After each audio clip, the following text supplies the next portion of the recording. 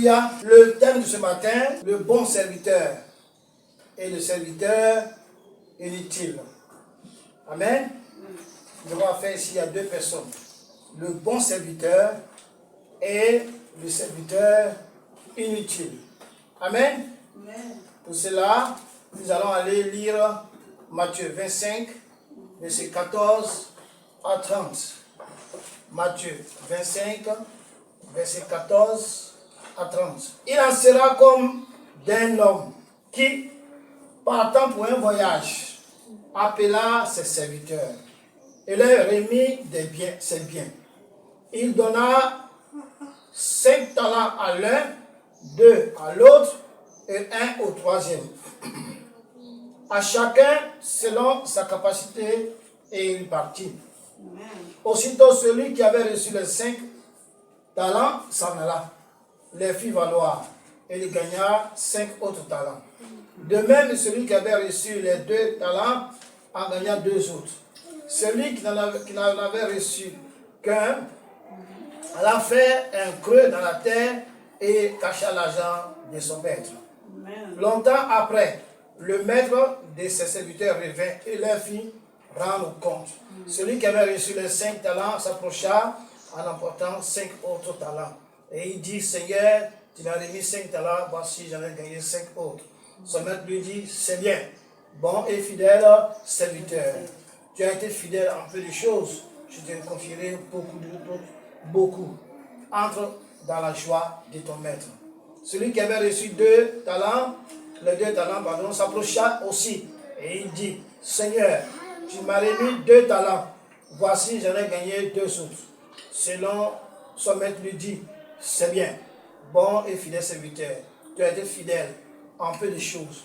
Je te confierai beaucoup. Entre dans la joie de ton maître. Celui qui n'avait reçu qu'un talent s'approcha ensuite et il dit, Seigneur, je savais que tu es un homme dur qui moissonne où tu n'as pas semé et qui amasse où tu n'as pas vanné. J'ai eu peur et je suis allé cacher ton argent dans la terre. Voici, prends ce qui est à toi. Son maître lui répondit, serviteur méchant et paresseux. Tu savais que je moissonne où je n'ai pas semé et que j'amasse où je n'ai pas vanné.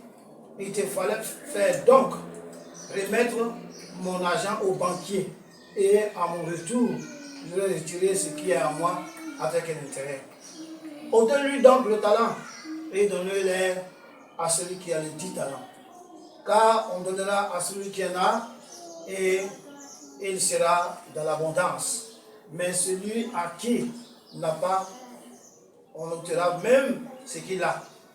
Et le serviteur inutile, jetez-le dans les ténèbres du dehors, où il y aura des pleurs et des grincements des dents.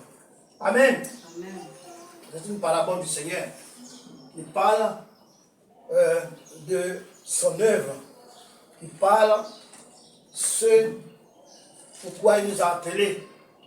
Amen.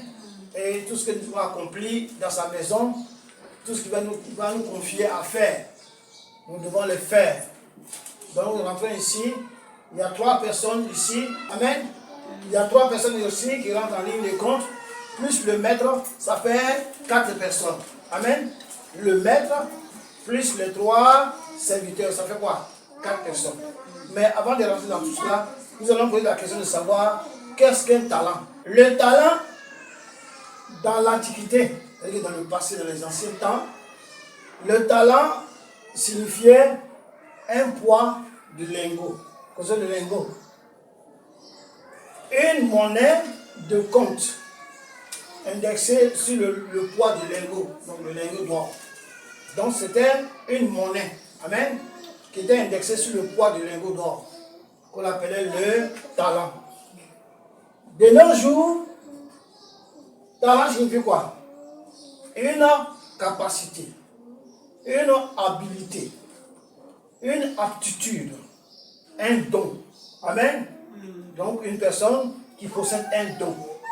Aujourd'hui, c'est ce que ça veut dire. Un don. Amen. Une capacité, un talent, une aptitude. Donc c'est de ça qu'il s'agit aujourd'hui. Mais au temps de Jésus, ça voulait dire une monnaie. C'était la monnaie. Pièce d'or. Amen. Et cette pièce d'or, pouvait faire beaucoup de choses. Parce que c'était indexé sur l'or. Cette pièce-là. Amen. Donc, au temps de Jésus, comme j'ai dit tout à l'heure, c'était une monnaie. Donc, il a donné une pièce d'or à un serviteur, il a donné 2 pièces d'or à un autre serviteur, et il a donné 5 pièces d'or à qui?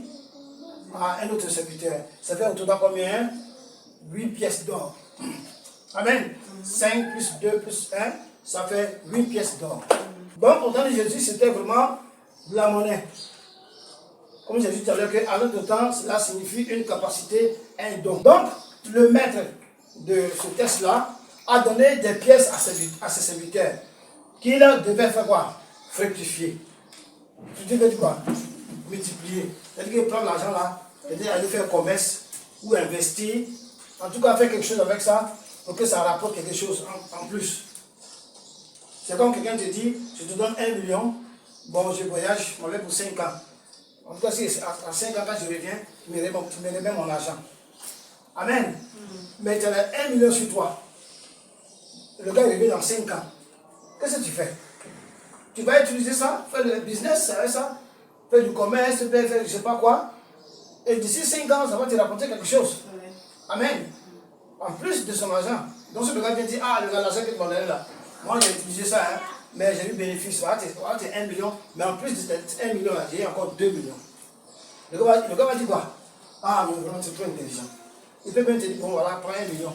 Demande mon million, plus le 1 million, ça fait, c'est 2 millions, non? Ça fait 3 millions qu'il a eu. Il va lui donner 1 million. C'est ça qu'il s'agit. Donc, c'est la même chose ici.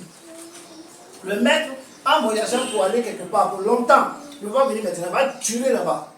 Donc, il va distribuer de l'argent aux gens là. Mais quand il va venir, il va récupérer ça. Donc, à eux de fructifier ça. Amen. Donc, c'était à eux de fructifier cet argent. Donc, chacun devait rapporter quelque chose de plus par rapport à ce qu'il a reçu. Celui qui a reçu 1 talent, on ne peut pas lui demander de produire 10 talents. Non. Donc, par rapport à ce que tu as reçu, tu devais faire fructifier, tu devais rapporter quelque chose. Amen. Donc, il fallait travailler de sorte à plaire au maître à son retour. Et quand le maître va revenir, il va dire, ah, mais vraiment, l'argent que vous avez donné, qu'est-ce que vous avez fait ça? Tout à fait quoi pour toi? Qu'est-ce que tu as fait? Qu'est-ce que tu as fait? Bon, redonnez-moi mon argent. Redonnez-moi mes pièces. Amen. Et c'était de ça qu'il s'agissait. Donc, on devait lui donner quelque chose à son retour. Tout en lui faisant gagner quelque chose de plus. Donc, tu lui donnes son argent, mais il faut lui faire gagner quelque chose de plus. Amen. Quelque chose de plus. Afin d'être digne de lui et de demeurer dans sa présence. De demeurer dans sa maison. Parce que c'est le maître. Vous avez en Europe, là-bas, ils ont d'autres châteaux. Ils ont des serviteurs partout. Des fois, le maître du château, il peut partir avec sa femme en voyage, vacances quelque part. Dur là-bas. Quand il revient, parce que tout le monde est content. Mais quand il revient, celui qui a fait des dégâts dans le château, celui qui n'a pas respecté la loi du château, celui qui a fait ce qu'il voulait, quand le maître vient, on lui fait le point, il renvoie le serviteur. Donc c'est de ça qu'il s'agit ici. Donc il fallait tout faire pour fructifier cet argent, faire gagner quelque chose au maître, afin de lui être digne, hein, afin qu'il puisse rester dans la demeure, rester dans sa présence, rester dans la maison du maître. Amen. Donc c'est ça qu'il s'agit. Le premier, en plus des 5 pièces d'or qu'il avait reçues, il en a gagné 5 autres pièces au retour du maître. Amen. C'est une bonne chose. Donc, il a travaillé de telle sorte qu'il a pu fructifier les 5 pièces en gagnant 5 autres pièces. Il a fait du 100% de bonus, de bénéfice. Il a fait la joie de son maître. Amen. Quand le sommet de la vie a dit, ouais, non, il est intelligent. Non, il est fort, il est bien. Il a fait la joie de son maître. Le deuxième qui avait 2 pièces d'or, en a rapporté 2 autres pièces en plus. Amen. Lui aussi, il a fait la joie de son maître. Et le troisième qui avait reçu une seule pièce, n'a pas fructifié sa pièce. Amen. Il s'est contenté de garder sa pièce pour la remettre au maître à son retour. Amen. C'est vrai, il n'a pas perdu la pièce. Amen.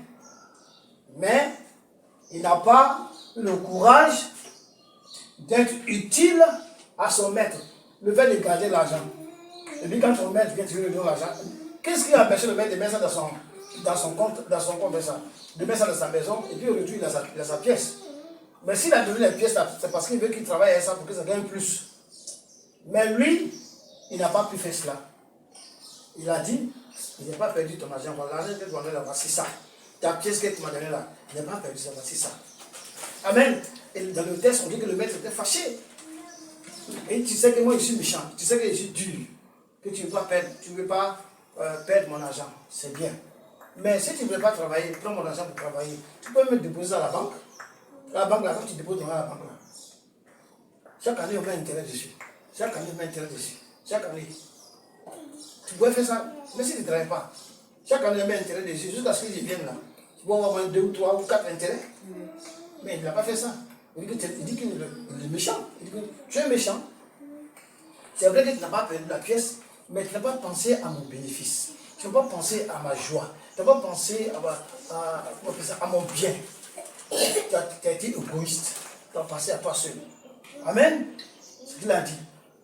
Donc, c'est vrai qu'il n'a pas perdu la pièce, mais il n'a pas eu le courage aussi d'être utile à son maître. Donc, durant toutes ces années que son maître est parti là, il a été inutile. Il n'a rien fait. Il n'a pas été occupé. Il a passé tout son temps peut-être à dormir ou à faire autre chose pour son propre compte, mais il n'a rien fait pour le maître. Donc, c'est pas parce que le maître n'est pas là que dans la maison où vous êtes, chacun fait ce qu'il veut. Donc, la maison, ce n'est pas pour vous. La demeure, ce n'est pas pour vous. C'est pour le chef. C'est pour le maître. S'il n'est pas là, vous devez faire comme s'il était là. Amen. Et chacun devait travailler dans la demeure, la tenue propre, la bien entretenir. Et lui, il a fait plus, il a donné de l'argent. Donc chacun devait fructifier parce qu'il savait qu'il était parti pour longtemps. Amen. Donc il a été inutile. Il n'a pas eu le problème d'être utile à son maître en lui rapportant ne serait-ce qu'une seule pièce en retour. Mais s'il avait reçu une seule pièce en retour, oui, c'était bon, mais rien du tout. Amen. Il a été peureux, paresseux et inutile, d'après le texte. Il a été peureux, paresseux et inutile dans la maison de son maître. Donc après le départ de son maître, il a passé son temps à dormir, à faire autre chose, il a se balader. Amen. À faire autre chose. Il a été inutile. Mais les autres se sont dit, ah, avec cet argent-là, vraiment il faut qu'il fasse quelque chose pour le maître. Pour qu'à son retour, vraiment, il soit dans la joie, que je sois agréable à lui, et que je demeure dans quoi? Dans sa demeure. Dans sa maison. Donc celui qui a reçu la seule pièce, il n'a pas fructifié sa pièce par peur de la perdre. Qu'est-ce qui s'est passé à la fin? À la fin, il a été jeté, rejeté et jeté dehors. Amen. Il a été rejeté et jeté dehors. Donc, c'est une parabole du Seigneur. Amen. Pour nous, les chrétiens. Et même aujourd'hui, en tant que chrétiens, il y en a qui ont reçu plus ou moins de dons après le baptême dans le Saint-Esprit. Donc, lorsque tu acceptes Christ, tu passes par le baptême du Saint-Esprit, la Bible dit que tu reçois des dons. Tu reçois plus ou moins de dons. Amen. Plus ou moins de dons. C'est la Bible qui dit ça. On va lire ça dans 1 Corinthiens 12, 7 à 11. 1 Corinthiens 12, 7 à 11. Or, à chacun, la manifestation de l'Esprit est donnée pour l'utilité commune. En effet, à l'un est donné par l'Esprit une parole de sagesse, à un autre une parole de connaissance, selon le même Esprit, à un autre la foi, par le même Esprit, à un autre le don des guérisons, par le même Esprit, à un autre le don d'opérer des miracles, à un autre la prophétie, à un autre le discernement des esprits, à un autre la diversité des langues, à un autre l'interprétation des langues. On dit un seul et même esprit opère toutes ces choses, les distribuant à chacun en particulier comme il fait quoi? Comme il veut. Donc chacun de nous, après avoir accepté Christ, passé par le baptême des eaux, de l'eau, amen, nous recevons le baptême dans le Saint-Esprit. Ça, c'est le Christ qui nous paie cela. Et lorsque nous passons dans le baptême du Saint-Esprit, alors, par son esprit, Dieu nous donne des dons. Des dons spirituels, des dons charismatiques. Pour faire quoi? Pour dormir avec. Amen. Pour faire quoi? Pour mettre ça en poche. Non. Ces dons qu'il nous donne par l'esprit, ces dons-là, c'est une capacité que Dieu donne, que Dieu accorde, pardon, à ceux qui sont à lui. Donc, lorsque tu reçois le baptême d'eau, le baptême dans le Saint-Esprit, Dieu te donne un don, une capacité. Comme on l'a vu dans le livre, dans Matthieu 25, que le maître en partant, il a laissé des dons, il a laissé des pièces d'argent. En ce temps-là, ces pièces d'argent, aujourd'hui nous sommes à Christ, c'est spirituellement qu'on parle. Ce n'est pas physique, ce n'est pas une pièce de monnaie physique, mais ce sont des dons, ce sont des capacités spirituelles, des dons charismatiques que Dieu accorde à ceux qui lui appartiennent. Si tu appartiens à Jésus et que tu as été baptisé dans le Saint-Esprit, il y a un don en toi. En tout cas, au minimum, un don. Parce que ces dons-là, si on les compte, c'est 9. Amen. C'est 9 dons. Mais ça ne veut pas dire que dans le corps du Christ, qu'avec le Seigneur, il n'y a que 9 dons. Non. Il y a 9 dons qui sont cités dans 1 Corinthiens 12. Amen. 7 à 11 qui a été cité. Mais ça ne veut pas dire que Dieu s'arrête à 9 dons. Dieu est le Tout-Puissant. Il n'y a rien qui est possible à Dieu. Amen. Dieu peut te donner un don, quel que soit le don, il peut te donner. Mais les dons ici que Paul a cités, ce sont les dons que Dieu donne, accorde à ceux qui lui appartiennent dans le royaume, dans le corps du Christ. Pour faire quoi? Pour œuvrer, pour travailler, pour utiliser ces dons-là pour la communauté. Amen. Il dit ici, verset 7, or à chacun, la manifestation de l'esprit est donnée pour l'utilité commune. Dans la communauté chrétienne, nous qui sommes chrétiens, nous qui sommes en Christ, Dieu donne par le Saint-Esprit à chacun de nous un ou plusieurs dons, amen, pour utiliser dans la communauté, pour le bien-être de tout un chacun. Amen. Amen. Dieu accorde à cela, afin qu'il accomplisse son œuvre à laquelle ils sont quoi? Appelés. Amen. Donc, il donne ces dons-là pour l'œuvre à laquelle nous sommes quoi? Nous sommes appelés. Amen. Donc, il accorde à chacun de ceux qui lui appartiennent un ou plusieurs dons pour faire quoi? Afin qu'ils accomplissent son œuvre à laquelle ils sont appelés. Il leur donne une puissance par son esprit, afin qu'ils soient forts et puissants dans cette œuvre qu'il a préparée d'avance, afin qu'ils la pratiquent. Donc, voici pourquoi Dieu donne, pourquoi Jésus nous donne les dons par son esprit. Il donne les dons pour qu'on puisse accomplir son œuvre. Et en accomplissant son œuvre, il nous donne une puissance, il nous donne une force. Amen. Qui va nous permettre d'avancer, de faire son œuvre. Les œuvres qu'il a déjà préparées d'avance, afin qu'il accomplisse. Il n'y a rien que nous faisons dans le corps du Christ que Dieu n'a préparé d'avance. Amen.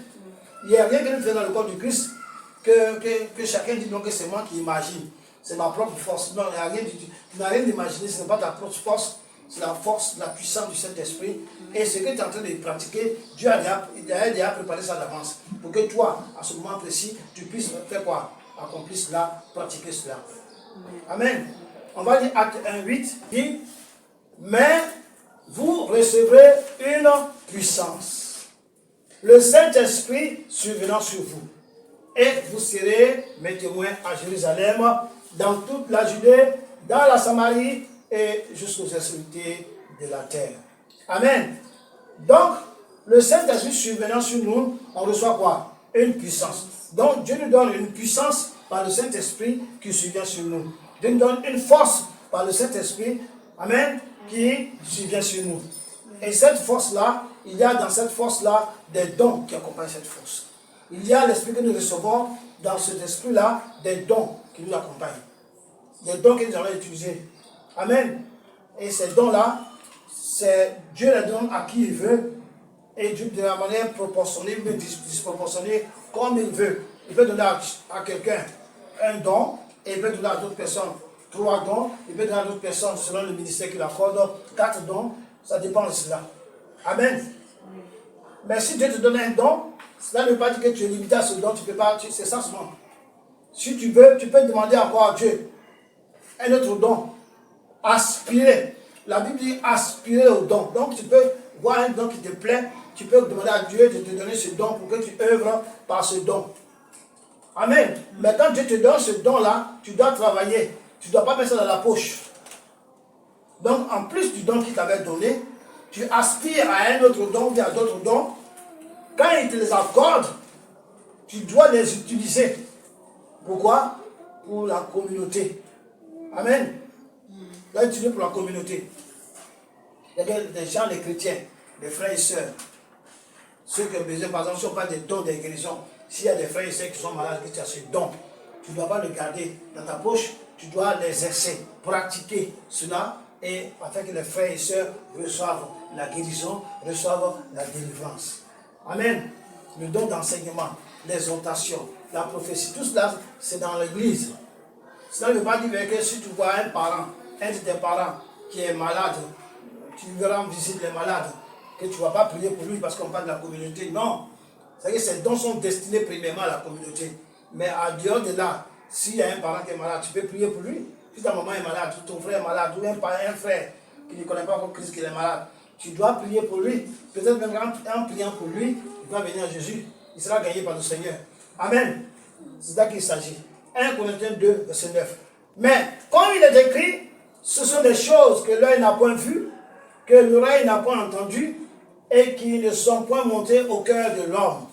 Des choses que Dieu a préparées pour ceux qui l'aiment. Donc, Dieu a préparé des choses pour nous.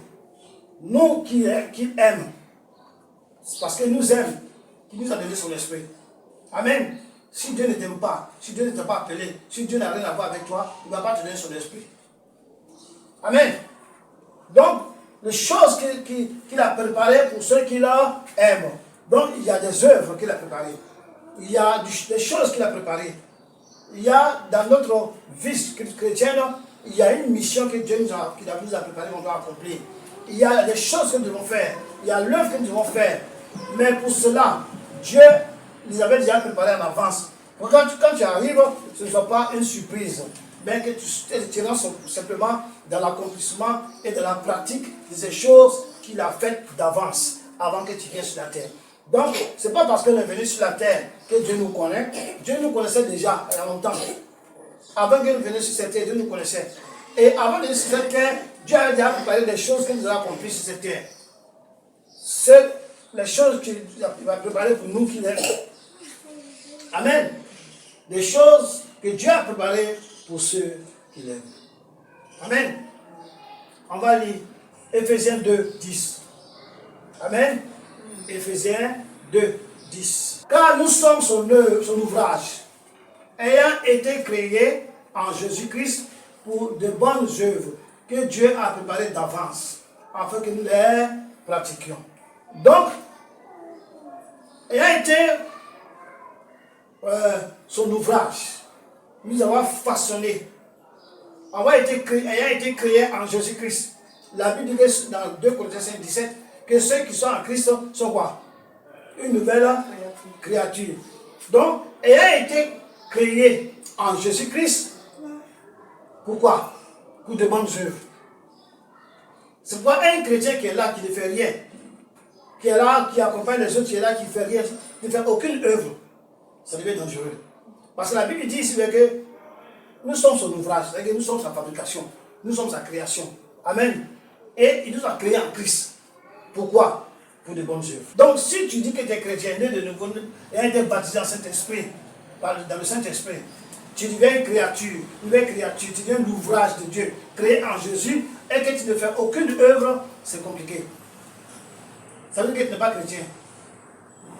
Parce que Dieu dit ici, que nous qui sommes chrétiens, nous qui l'a créé en Jésus-Christ, nous a fait pour de bonnes œuvres, les œuvres de Dieu. Amen. Les œuvres de Dieu que Dieu a préparées d'avance afin que nous les pratiquions. Donc avant qu'on devienne chrétien, Dieu a déjà créé ces choses, les a déjà mis, les a préparés. Pour que lorsque nous allons être nés en Jésus-Christ, être de nouvelles créatures, nous puissions pratiquer ces œuvres. Donc si tu es né de nouveau, selon toi, et que tu es chrétien selon toi, et que tu ne pratiques aucune œuvre, c'est-à-dire que tu n'es pas né de nouveau. Tu n'es pas chrétien. Ou alors tu es chrétien, mais tu es en train de faire naufrage. Parce qu'un chrétien doit pratiquer une œuvre.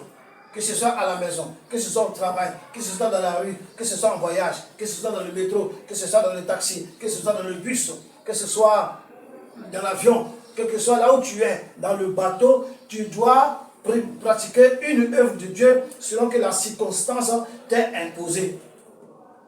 Amen. Tu es quelque part, quelqu'un est malade. Le Saint-Esprit a dit, va prier pour lui. Si tu refuses de prier, tu refuses de pratiquer l'œuvre à laquelle Dieu t'a confié, appelé. Amen.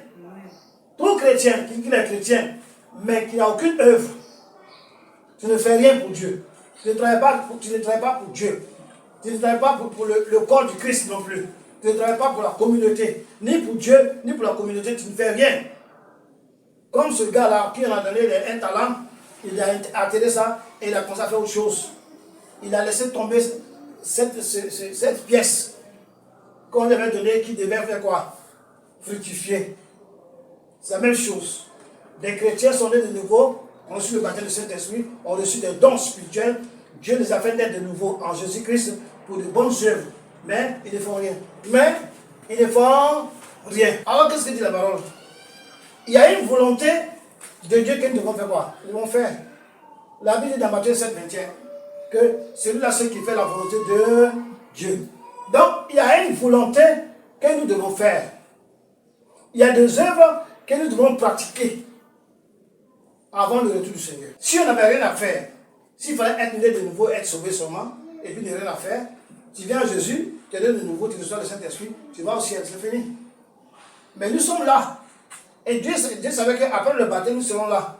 Après le baptême du Saint-Esprit, nous serons sur cette terre. Alors il a préparé des œuvres d'avance que nous devons faire. Nous devons pratiquer. Donc il y a une volonté de Dieu que nous devons faire. Il y a des œuvres que nous devons pratiquer avant le retour du Seigneur. Quiconque ne fait pas cela, tu es à côté de la plaque. Amen. Nous devons porter du fruit. Tout chrétien doit porter du fruit. D'autres doivent gagner des âmes pour notre Seigneur. D'autres doivent prendre soin de l'assemblée, prendre soin des frères et sœurs. Amen. D'autres doivent être des conseillers. Ainsi de suite. Chacun va jouer son rôle. Chacun va faire son œuvre. Chacun va pratiquer ce que Dieu lui a confié d'avance. Ce que Dieu a préparé pour lui d'avance. Amen. Nous ne devons pas être oisifs. Nous ne devons pas rester comme ça, de rien faire. Amen. Nous devons quoi? Porter du fruit. Nous devons quoi? Gagner des âmes pour notre Seigneur, les uns et les autres. Amen. Nous devons être des arbres qui portent du fruit et non des figuiers stériles. Nous devons être des arbres fruitiers d'abord et nous devons porter du fruit. Amen. Nous ne devons pas être dans la maison de Dieu. Nous ne devons pas être dans l'assemblée des enfants de Dieu et être stériles. Nous ne devons pas être dans le champ de Dieu et être des arbres stériles. Nous devons être des arbres qui portent du fruit. Nous ne devons pas être des figuiers stériles. Toute personne qui est dans l'assemblée de Dieu, dans l'assemblée des saints, toute personne qui est dans l'église de Dieu, amen, pas le bâtiment, l'église de Dieu, l'assemblée des enfants des saints de Dieu, et qui est oisif, qui ne fait rien, qui passe tout son temps, même le fait de se lever, rendre visite à un frère, c'est une œuvre. Le fait d'intercéder pour une soeur, un frère, c'est une œuvre, l'intercession. Le fait de prier pour quelqu'un, c'est une œuvre. Amen. Donc personne ne doit rester oisif dans l'église. Et il y en a des personnes, il y en a des milliers. Lorsqu'ils viennent à l'église le dimanche, ils sont bien sapés. Les enfants sont bien sapés. Ils sont bien habillés. Ils viennent. Ils vont louer, alléluia, crier, chanter. Lorsqu'ils quittent l'église bâtiment et qu'ils retournent dans le monde, retournent dans leur famille, dans leur foyer, retournent dans leur travail, c'est une autre personne qu'on voit, différente de celle qu'on voyait à l'église. Tout ce qui concerne Dieu est mis à l'écart, au second plan. Amen. Et ils mettent, ils mettent leur propre volonté en marche durant la semaine. C'est eux tout ce qu'ils veulent. Tout ce qui est charnel, tout ce qui est profit, tout ce qui est égoïste, ce qui leur appartient. Et ils oublient Dieu. Mais le dimanche prochain, ils reviennent à l'église pour crier, pour chanter Alléluia. Ce n'est pas ça être chrétien. Être chrétien, c'est être participatif.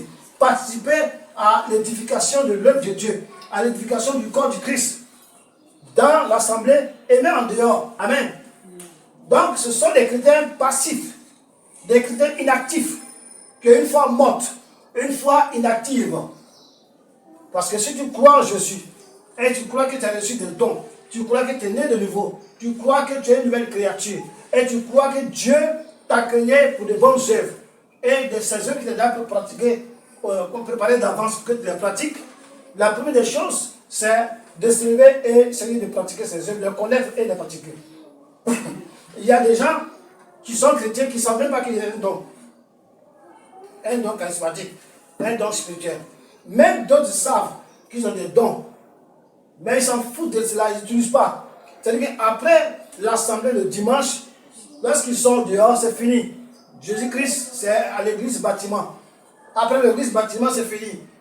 On fait autre chose, on fait ce qu'on veut. On s'habille comment, on se comporte comment, on boit comment, on fait autre chose que dit le contraire de la parole.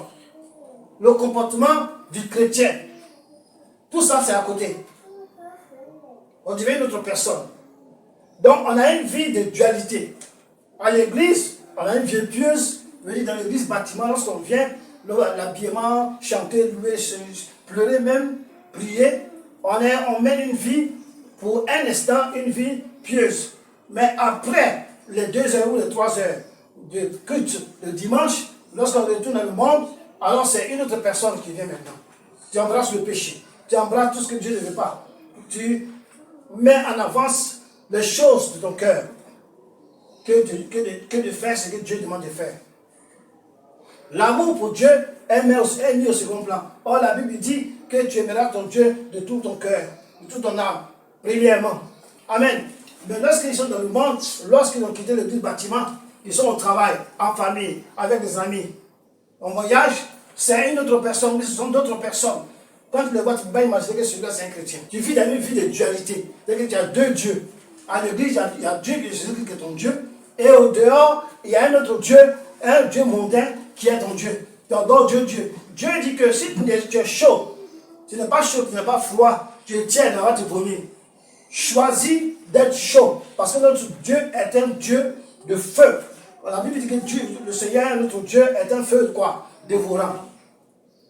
Donc tu ne peux pas te remplir du feu et avoir une vie tiède au dehors. Tu peux remplir du feu et avoir une vie froide au dehors. Tu es chaud à l'église, tu es chaud à l'église, le feu à toi, tu es bouillonnant à l'église. Quand tu sors, ce feu doit demeurer en toi jusqu'à ce que tu reviennes dimanche prochain. Jusqu'à ce que tu reviennes le jour prochain. Mais lorsque tu sors de l'église et tu te refroidis, alors tu adores de Dieu. Et le Seigneur le dit dans Apocalypse là-bas, que si tu n'es ni chaud ni froid, je te vois vomir. Vomir, ça dit quoi? Je te rejette. Comme il a rejeté ce gars tout à l'heure, qui a pris, qui a reçu la pièce et qui n'a rien fait, il a été rejeté et jeté dehors. De même, si tu n'es pas chaud, tu n'es pas froid, Dieu va te faire quoi? Rejeter dehors. Soit tu es chaud, tu es avec lui, soit tu es froid, tu es avec le diable. Mais tu ne peux pas être au milieu. Tu ne peux pas être tiède, ça n'existe pas. Amen. Donc il y a une volonté de Dieu que nous devons faire. Des œuvres que nous devons pratiquer avant son retour. Amen. Nous devons porter du fruit, gagner des âmes pour notre Seigneur. Nous devons être des arbres qui portent du fruit et non des figuiers stériles. Amen. Si nous risquons, sinon, nous risquons d'être arrachés et jetés au feu. Comme le dit la parole. Donc, si nous ne portons pas de fruits, nous sommes dans la maison. Dieu prend soin de nous et nous garde et nous protège. Il nous donne de quoi manger. Mais nous, en retour, nous ne portons aucun fruit. Nous ne faisons rien pour le Seigneur. Nous vivons une vie égoïste. Toutes les choses, Seigneur, fais ça, Seigneur. Donne-moi ça, fais-moi ça, protège-moi, guide-moi, dirige-moi. Mais toi, en ton retour, tu ne fais rien pour le Seigneur. Tu ne gagnes aucune âme. Tu ne portes aucun fruit. La Bible dit que tu seras arraché. Arraché de quoi? Dieu va t'enlever dans l'église. Ce n'est pas physiquement qu'il va t'enlever. Tu peux venir à l'église, mais Dieu n'a plus rien à voir avec toi. Il n'a plus rien à faire avec toi. Tu meurs, tu vas en enfer. Amen. Dans l'ancien temps, on venait te prendre, on te tire du milieu de l'assemblée et on te jette dehors. Dans l'Ancien Testament. Amen. Il y avait des péchés que les gens ne devaient pas faire. Il y avait des comportements qu'ils ne devaient pas avoir. Tout ce qui apportait la souillure dans l'assemblée, la Bible dit que cette personne devait faire quoi? Même des gens qui sont simplement malades, que la lèpre devait être retirée, amen, de l'assemblée et les mettre dehors. Pour rester là-bas un temps, le temps de la purification. Ils étaient retirés, ils étaient dehors physiquement. Mais aujourd'hui, Dieu ne te retire pas de l'église physiquement. Il ne te jette pas dehors physiquement. Mais il te rejette, c'est-à-dire qu'il n'écoute plus tes prières. Il te jette dehors, c'est-à-dire que tu es dans l'église, pour lui c'est comme tu n'es pas là. Donc ta présence est égale à quoi? À ton absence. Dieu ne tient pas compte de toi. Tu viens à l'église pour rien. Comme on dit chez nous là-bas, comment on appelle ça? C'est-à-dire que tu viens pour rien. Tu perds ton énergie, tu gaspilles ton sommeil pour venir à l'église le dimanche. Dieu ne te voit plus. Pourquoi? Parce que tu ne portes pas de fruits. Quand Dieu prend soin de toi, quand il te donne la santé, il te donne la vie, il te donne la protection, il te donne la nourriture, tout et tout. En retour, toi, tu fais quoi? Tu dois porter du fruit. Mais si tu ne fais rien, il t'abandonne. Dieu dit, j'aime ceux qui m'aiment. Parce que quand tu aimes quelqu'un, tu es prêt à tout faire pour la personne. Donc quand tu aimes Dieu, là, tu es prêt à tout faire pour ce que Dieu, pour les choses que Dieu a préparées pour toi. Tu es prêt à accomplir, tu es prêt à les pratiquer. Toute personne qui a une double vie, qui a une vie à l'église, au dehors d'une autre vie, la Bible dit, tu seras arraché, jeté dehors dans le feu. Quand on parle jeté dehors dans le feu, c'est où? Le feu, c'est où? Dans l'enfer. Et après le dernier jugement, on te jette où? Dans la géhenne. Amen. Aujourd'hui, l'enfer, c'est le diable qui est là-bas. Il y a le chef de là-bas. C'est lui de mort, c'est le diable qui est chef là-bas. Quand tu meurs sans Jésus, c'est le démon qui te prend ta main là-bas. Quand tu meurs avec Jésus, les anges te prennent ta main chez Jésus là-bas. Amen. Mais à la fin des temps, au dernier jugement, le diable, les pécheurs, les démons, les anges déchus, tout le monde sera jugé et jeté où? Dans la géhenne. Et là, il y a le feu, il y a le soufre. Amen. Le feu qui ne s'éteindra jamais. Donc, c'est de ça qu'il s'agit. On va lire Matthieu 3, verset 10. Matthieu 3, verset 10. Amen. Déjà, la cognée est mise à la racine. La cognée, c'est quoi? Je vous ai expliqué la dernière fois que c'est comme un hache. Une hache, non? Voilà, c'est comme une hache. C'est du fer, hein, quelque chose, on met ça à la racine. On dit déjà, ce fer-là, déjà cette hache-là est mise où? À la racine des arbres. Tout arbre donc qui ne produit pas de bons fruits sera coupé et jeté au feu. L'arbre là, c'est nous. Nous sommes les arbres. Nous sommes le champ de Dieu. Amen. L'assemblée là, c'est aussi le champ de Dieu. Nous devons quoi? Porter du fruit. Amen. Et il dit que la hache là, c'est lié à la racine de l'arbre.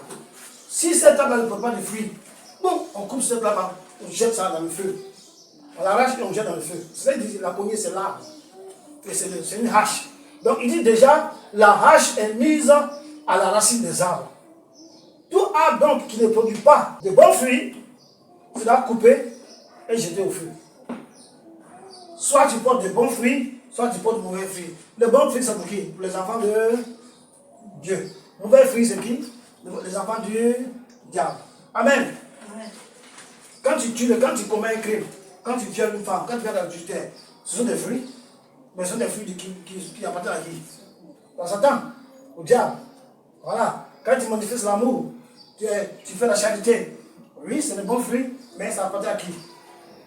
À Dieu. Donc il dit que toute personne, tout arbre qui ne porte pas de bons fruits sera quoi? Coupé, jeté au feu. Le feu dont on parle là, c'est le feu, l'enfer, la gêne. Amen. On va lire Matthieu 7, 19. Tout arbre qui ne porte pas de bons fruits est coupé et jeté au feu. Amen. Donc, verset 20. C'est donc à leurs fruits que vous les reconnaîtrez. Donc il dit, les arbres qui ne portent pas de bons fruits là seront coupés et jetés au feu. Mais comment on peut connaître que ce arbre-là ne porte pas de bons fruits, qu'il n'est pas un bon arbre? C'est le fruit qu'il produit. Quand tu vois le fruit, non, ça, c'est pas des bons fruits. Amen. C'est pas des bons fruits. Donc, quand tu vois ces fruits, tu sais déjà que celui-là n'est pas un bon arbre, que celui-là n'est pas un bon chrétien, que celui-là n'est pas un chrétien véritable, qu'il n'est pas un enfant de Dieu, il n'est pas guidé par le Saint-Esprit, il n'est pas à Dieu. Amen. Mais quand il parle de bons fruits, tu sais, ah non, ça cet arbre appartient à Dieu. Cet arbre-là est de Dieu. Dieu, il est dans le champ de Dieu. Donc, si l'arbre-là ne coupe pas de bons fruits, quand tu vas voir les mauvais fruits, tu sauras que cet arbre-là n'est pas de Dieu, il doit être coupé.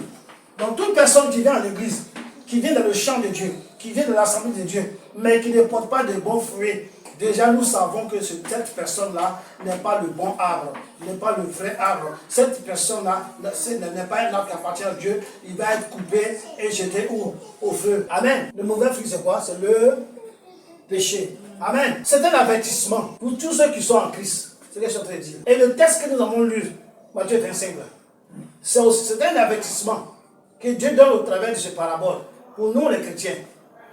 Ne dis pas que je suis chrétien, je suis à l'église, donc je fais ce que je veux. Je gagne ceci, je meurs, je vais l'enfer. La Bible n'a pas dit ça. On dit que tous ceux qui ne portent pas de bons fruits seront coupés et jetés où? Au feu. Donc, c'est ceux-là qui sont chrétiens, c'est à eux que Dieu regarde. C'est leurs fruits que Dieu regarde. Celui qui porte de bons fruits, on te laisse dans le champ. Celui qui porte de mauvais fruits, on coupe ce table, on le jette. On a dit il y a comme j'ai dit tout à l'heure, le figuier stérile, qui dans un champ, il y avait un arbre qui était là. Tous les arbres donnent du fruit, mais lui, il ne donne jamais de fruits. Amen. 1 an, 2 ans, 3 ans, les autres donnent du fruit, ils ne portent pas de fruits. Alors, le propriétaire de la ville, il vient et dit, mais ce table-là, il me fait perdre le temps. On l'arrose, on lui donne de l'engrais, on fait tout, mais il ne porte jamais de fruits. Qu'est-ce qui se passe? Coupez-moi ça, a dit, jetez ça. Et celui qui s'occupe du champ, il a dit, non, Seigneur, laissons ça, laissez l'arbre encore 1 an. On va l'embomber, on va lui donner tous les engrais possibles, on va l'entretenir, on va le nettoyer autour de lui, on va vraiment prendre soin de lui. Si à la fin de l'année, il ne porte pas de fruits encore, là, on va l'arracher. Donc, toute personne qui est dans l'église, tu dois porter du bon fruit, tu dois porter des fruits. C'est dans le champ de Dieu. Si tu ne portes pas de fruits, la Bible, tu seras arraché jeté au feu. Amen. Donc, pour ne pas être jeté au feu, qu'est-ce que tu dois faire? Tu dois porter du fruit. Et de bons fruits, pas de mauvais fruits. Amen. Donc, c'est un avertissement pour tous ceux qui sont en Christ. Les dons sont donnés par Dieu pour les frères et sœurs, comme je dit tout à l'heure. Donc, le don que Dieu donne là, nous donne là. Et nous donne ça pour les frères et sœurs en Christ. Amen. Donc ces dons sont donnés par Dieu pour les frères et sœurs. Ce ne sont pas des propriétés privées. En tant que tel, donc des gens, ils ont le don de discernement, le don de vision, le don de révélation, le don des miracles, et tout cela, le don de guérison. Et fait malin avec ça.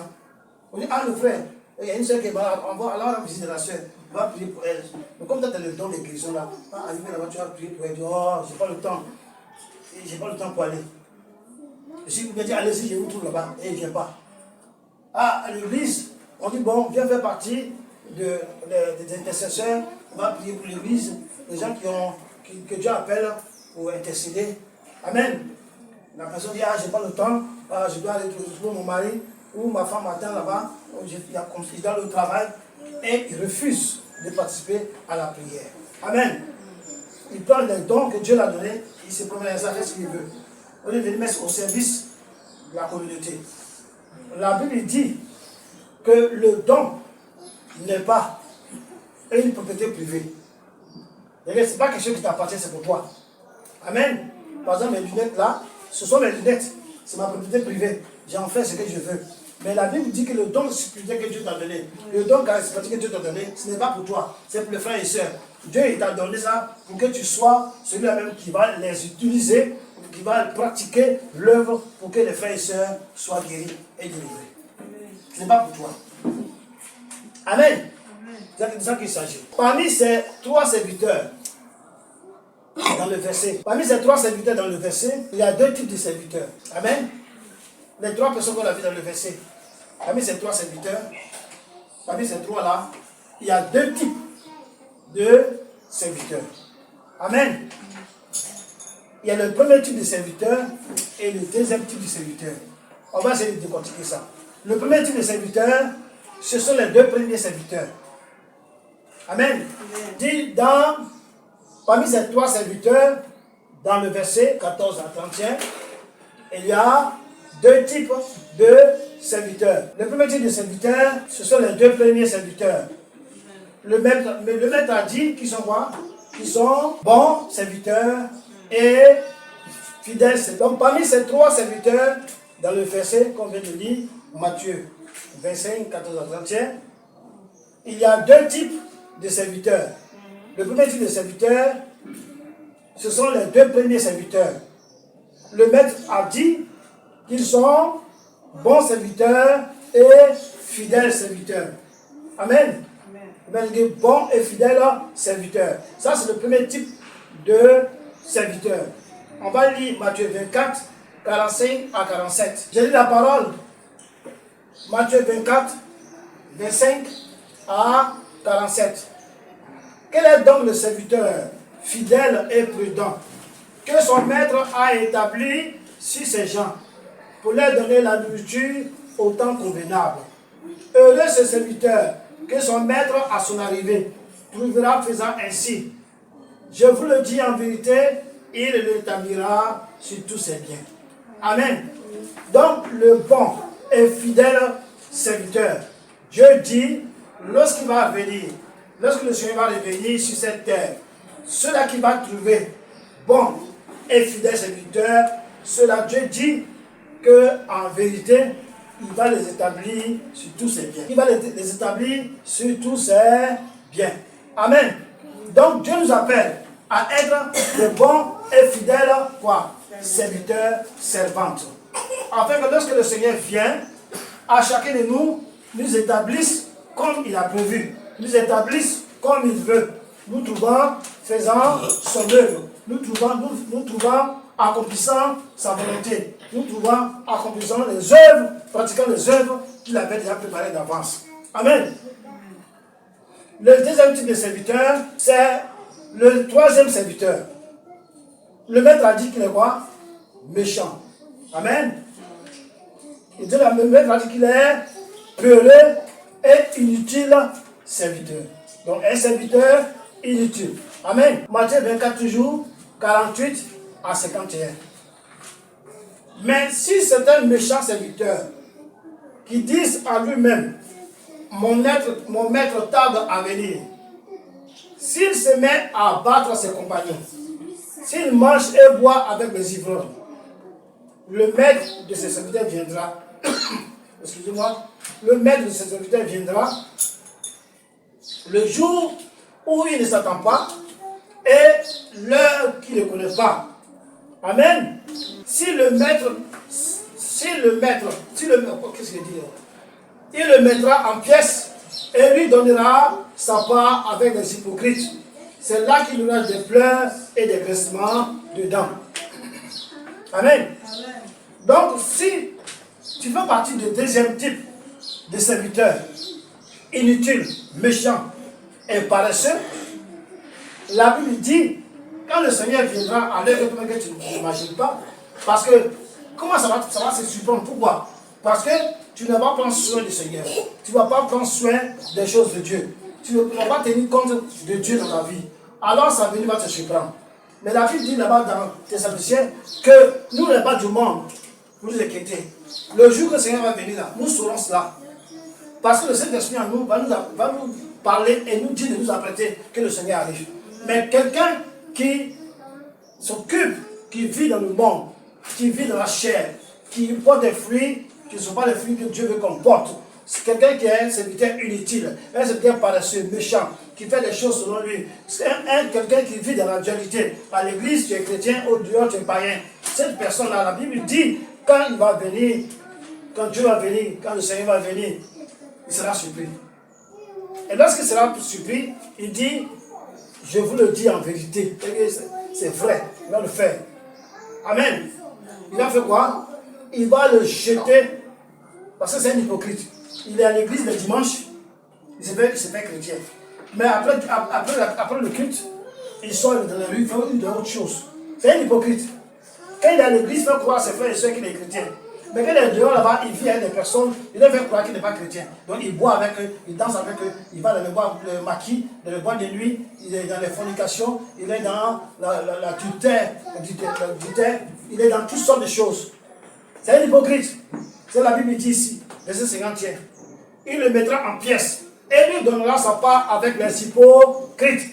C'est là qu'il y aura des pleurs et des graissements dedans. Nous savons que là où il y a des pleurs et des graissements dedans, c'est où? C'est un enfer. Amen. C'est un enfer. Alors, nous devons faire très attention. Pourquoi il a dit au troisième méchant? Pourquoi il a traité au troisième de méchant? Parce qu'il n'a pas voulu servir les autres avec le don que Dieu lui a donné. Amen.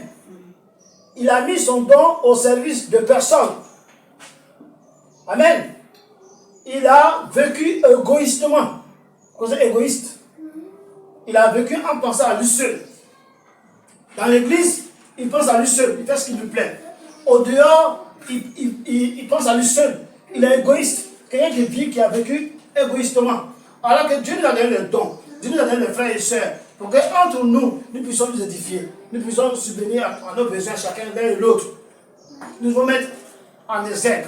Nous devons pratiquer les œuvres de Dieu. Les dons que Dieu nous a amenés, qu'il nous a accordés, nous devons les mettre au service des frères et sœurs. Mais lui, il est à l'église, il est dans l'assemblée, il a ses dons, il ne les utilise pas pour quelqu'un, il les garde pour lui seul. Au dehors, il a fait autant. Il est hypocrite. Donc, Dieu l'a traité de méchant parce qu'il a reçu un don et il refuse de mettre ce don-là au service des frères et sœurs. Donc, il a traité de méchant parce qu'il n'a pas voulu servir les autres, les frères et sœurs. Il a mis son don au service de qui? Personne. Amen. Il a mis son talent au service de qui? Personne. Amen. Il a vécu égoïstement auprès des frères et des sœurs durant toute sa vie. Donc, il est à l'église et vit d'une manière égoïste. On n'a jamais vu prier pour quelqu'un. On n'a jamais vu participer à une veillée de prière. On n'a jamais vu participer à une prière d'intercession. On n'a jamais vu participer à l'évangélisation. On n'a jamais vu participer à la réunion. Rien du tout. Le méchant, égoïste.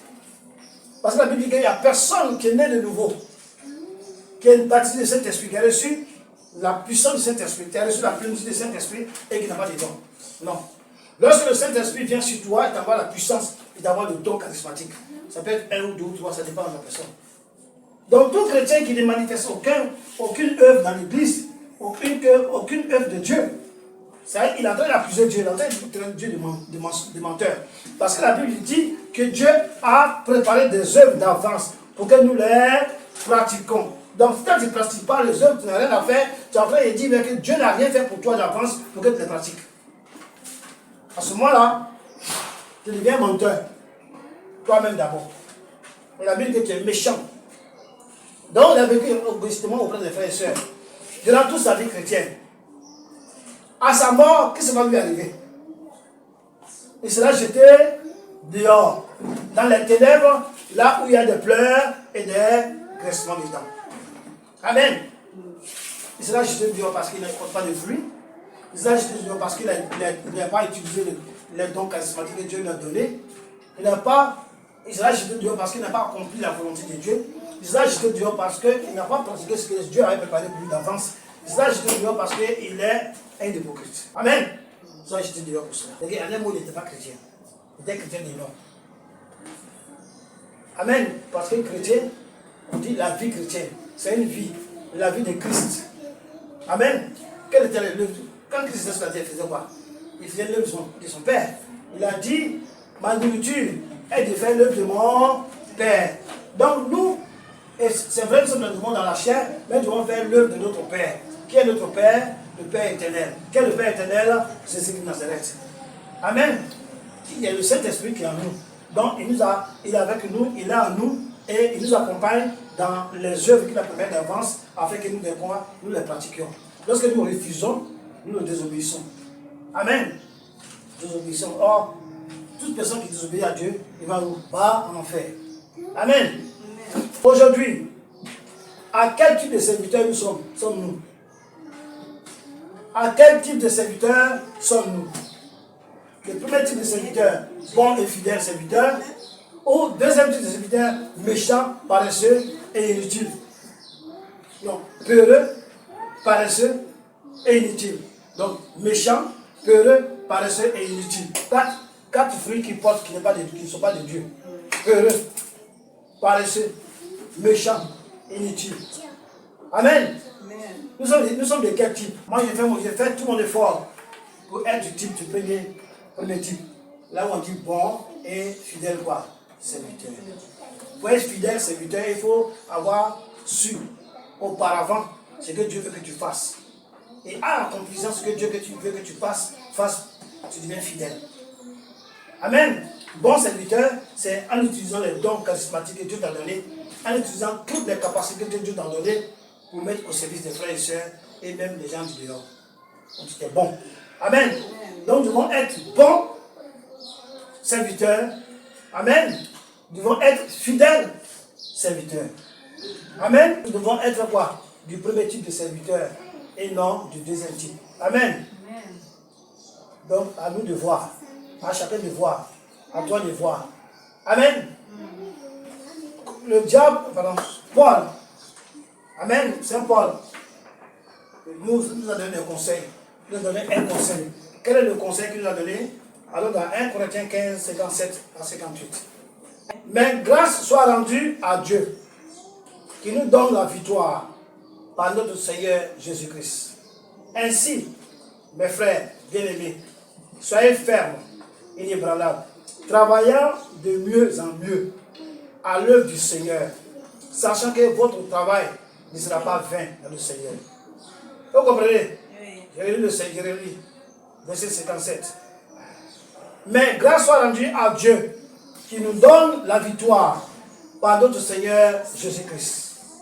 Mais ainsi, mes frères bien-aimés, soyez fermes, inébranlables, travaillant de mieux en mieux à l'œuvre du Seigneur, sachant que votre travail ne sera pas vain dans le Seigneur. Votre travail ne sera pas inutile. Votre travail ne sera pas oublié. Votre travail ne sera pas abandonné dans le Seigneur. Donc, voilà le conseil de Paul qui dit, soyez les chrétiens, le premier type de chrétiens, premier type de serviteurs, bons et fidèles. Travaillez de mieux en mieux. Qui travaille mieux, encore plus mieux. Donc, de mieux en mieux. À quoi? À l'œuvre du Seigneur, à l'œuvre de Dieu, l'œuvre à laquelle il nous appelle. Les œuvres qu'il a payées d'avance pour que nous les pratiquions. Nous devons travailler à ces œuvres-là de mieux en mieux. Amen. Sachant que notre Seigneur ne nous laissera pas comme ça, sans récompense. Sachant que notre travail ne sera pas vain, ne sera pas sans récompense dans le Seigneur. Amen. Donc nous devons travailler et le jour où nous serons dans la présence du Seigneur, Dieu va dire bon et fidèle serviteur. Alors il va nous confier les choses qu'il a gardées pour nous. Amen. Il va nous établir sur ces choses. Donc, soyons bons et travailleurs. Ne soyons pas des chrétiens dualité. Chrétiens aujourd'hui à l'église, demain païens dans le monde. Des chrétiens méchants, égoïstes, qui gardent les dons charismatiques, qui gardent le cœur pour lui seul, égoïstes, qui ne pensent pas aux frères et sœurs. Ne soyons pas chrétiens égoïstes. Ne soyons pas des gens peureux. Ne soyons pas des chrétiens peureux. Ne soyons pas des chrétiens inutiles. Ne soyons pas des chrétiens, comment on appelle ça, méchants, peureux, inutiles. Amen. Soyons des serviteurs bons et fidèles. Amen. Que Dieu nous bénisse.